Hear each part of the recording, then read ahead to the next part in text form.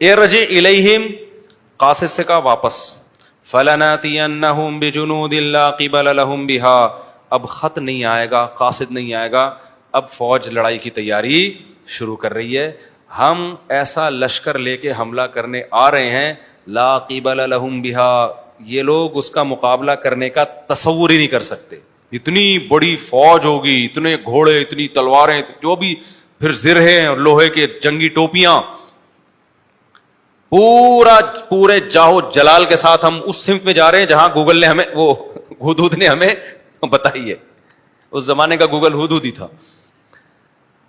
لا قبل لهم بها ولنخرجنهم منها ذلة، اور جب ہم لڑیں گے نا تو انہیں اس علاقے سے عزت کے ساتھ رخصت نہیں کریں گے کہ سب کو گرفتار کر کے صوفے پہ بٹھایا ہم نے کہ جی ایکچولی آپ چونکہ ہم سے لڑ کے تھک گئے ہوں گے تو آپ لوگ چائے وائے پئیں اور جہاں جہاں اپنے اپنے گاؤں دیہاتوں میں جانا ہے وہاں تشریف لے جائیں، نہ نہ نہ، ہم ان کو رسوا کر کے نکالیں گے، وہم صاغرون، اور یہ زدار لوگ ذلیل ہو چکے ہوں گے، کیونکہ جنگ میں تو پھر جنگ ہوتی ہے۔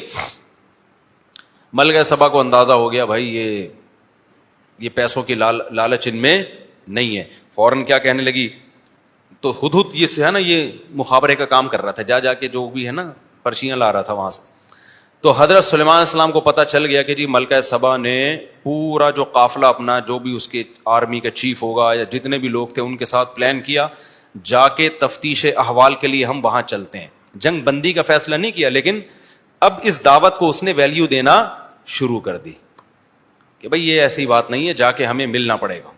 تو ملکہ سبا اپنے قافلے کے ساتھ پورے جاہو جلال کے ساتھ نکل گئی سفر پہ، لمبے لمبے سفر ہوتے تھے اونٹوں پہ گھوڑوں پہ، تو وہ نکلی ہے تو ادھر سلیمان علیہ السلام کو خبر ہو گئی کہ بھئی وہ آ رہی ہے، تو سلیمان علیہ السلام نے سوچا اب یہاں حکمت کہ اس کو معجزے دکھائے جائیں، کیونکہ مقصد کسی کی گردنیں اڑانا، خامخواہ میں مارنا پیٹنا نہیں ہے، مقصد تو یہ ہے کہ بھئی دعوت سننے کے لیے تیار تو ہو نا، جب تیار ہو تو پھر ہم اس کو دکھائیں گے معجزے، اور ظاہر ہے معجزے پیغمبروں ہی کے ہاتھ پہ ظاہر ہوتے ہیں۔ تو اس وقت ارادہ کیا سلیمان علیہ السلام نے 2 معجزے دکھانے کا، ایک یہ کہ اس کا تخت اس کے آنے سے پہلے یہاں آ جائے، وہ دیکھ کے حیران ہو جائے کہ بھئی یہ کیا یہ یہاں کیسے آ گیا، یہ تو اللہ ہی کا کام ہو سکتا ہے، یہ مخلوق کے بس میں نہیں ہے۔ دوسرا، ایسا بہترین شیشے کا فرش بنایا، اتنا خوبصورت تھا کہ وہ دیکھنے میں تالاب لگتا تھا، پانی لہریں تھیں اس میں، تو وہ جب یہ دیکھے گی تو وہ یقین آ جائے گا کہ بھئی یہ کس کا کام ہے،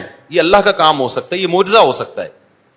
تو سلیمان علیہ السلام نے کہا ایا ایھا الملأ ایکم یاتینی بعرشھا قبل ان یاتونی مسلمین، کون ہے جو اس کا تخت یہاں آنے سے پہلے پہلے اٹھا کے لے آئے، وہ تو چل پڑی ہے، اس کے یہاں پہنچنے سے پہلے تخت آ جائے۔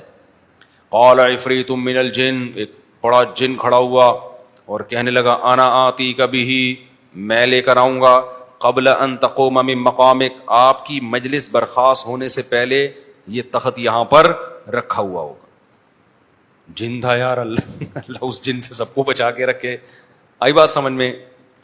قال الذی عنده علم من الکتاب، ایک بزرگ تھے جن کے پاس زبور کا علم تھا، اللہ والے بزرگ تھے، انہوں نے کہا، انسان تھے وہ، انہوں نے کہا انا آتیک بہ قبل ان یرتد الیک طرفک، حضرت یہ کہہ رہا ہے کہ میں اس کے یہاں پہنچنے سے پہلے لاؤں گا، یہ جن ہے، آپ کی پلک جھپکنے سے پہلے آپ کے سامنے تخت حاضر، یہ کہا اور تخت حاضر، کیونکہ پلک جھپکنے میں تو بس کہنے کی دیر لگتی ہے نا، اور تخت کیا تھا بولو، حاضر۔ اٹ از کالڈ کرامت، اس کو کیا کہتے ہیں؟ کرامت۔ فضائل اعمال میں کرامت ہی کے واقعات ہیں، لیکن یہود و نصارہ نے بھی غلو کیا، کرامت حضرت عیسیٰ کے جو معجزے تھے نا ان کو حضرت عیسیٰ کا کمال سمجھ کے ان کو خدا بنا ڈالا، یہ ایک طرف اعتدال سے تجاوز ہے۔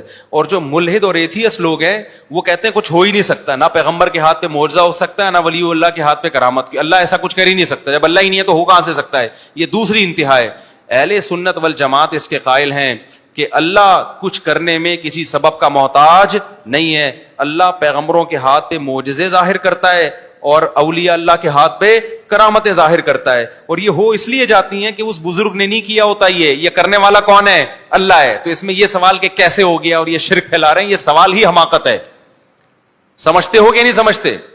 تو بزرگ نے کہا میں کروں گا، تو یہ نسبت مجازن ہے، مجازن کا مطلب کرے گا تو اللہ، لیکن کس کے ہاتھ پہ کرے گا؟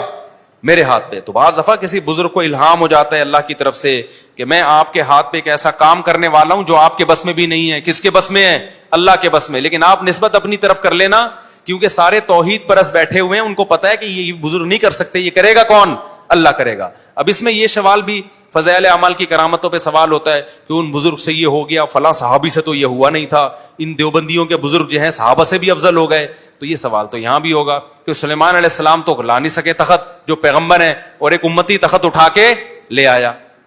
تو یہ ضروری نہیں ہے کسی بزرگ کے ہاتھ پہ جو کرامت ظاہر ہو رہی ہے تو صحابی پہ بھی ہو وہ, اور یہ بھی نہیں ہے کہ جس کے ہاتھ پہ کرامت ہوئی ہے وہ زیادہ افضل ہو گیا, جس کے پہ کرامت نہیں وہ افضل نہیں ہے. افضلیت کا مدار کرامتوں پہ نہیں ہے, اس کا مدار اعمال پہ ہے. آج میرے ہاتھ پہ, آپ کے ہاتھ پہ 20 کرامتیں ہو جائیں, ہم صحابہ سے آگے نہیں جا سکتے, چاہے ایک بھی کرامت نہ ہوئی ہو.